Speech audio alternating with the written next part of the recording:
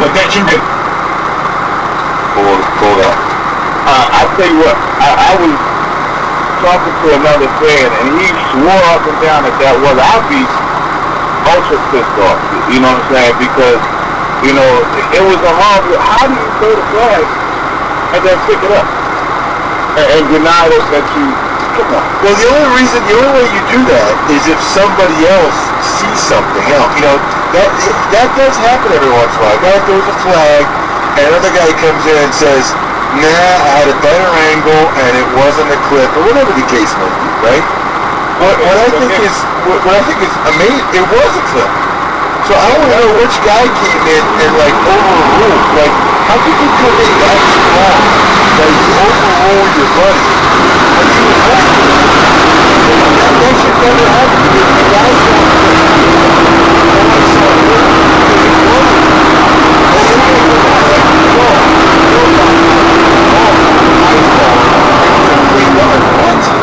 Not only that, there was a clip, the one that was obvious was on Anthony Dixon, but also beginning in the play, Tremaine Brock, number 26, was blocking the back. I mean, I forget his number, but he literally had one hand on the 2 and one hand on the 6 on the back of his jersey, and they didn't call that either. And then there was a touchdown, so I guess you had to review all scoring plays. So my other thing that I don't get is how in the heck did the guys up in the box miss that too? Guess what? The clip? The clip. That's not reviewable. It's not reviewable. Even when you go to the review and you review all the components of the game, it's got to be, when they review it, it's only what are the components that fall under review, and a block in the back is not reviewable regardless. Just like pass interference, just like a whole judgment calls are not reviewable. I don't necessarily ask you about the block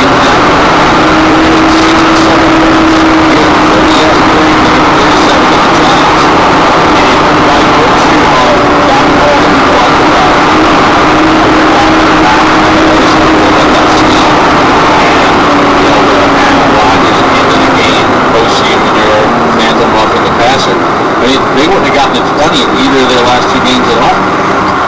Yeah, it's crazy. It's crazy.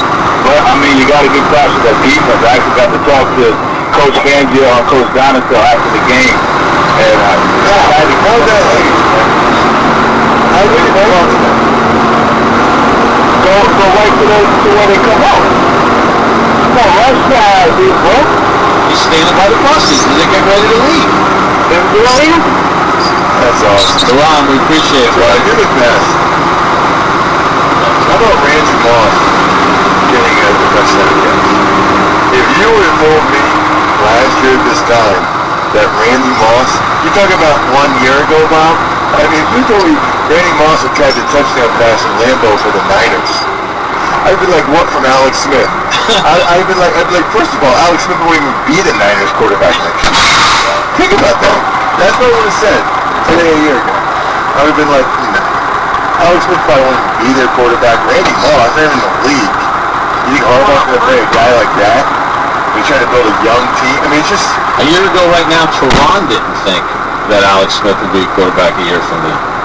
A year ago, Teron was begging anybody other than Alex Smith to be the quarterback. Think about the 4 or 5 scenarios that we laid out that in the span of 1 year. Kyle Orton's 300 yards in the Monday night game. Peyton Manning standing on the sideline. Randy Moss catching a touchdown pass from Alex Smith.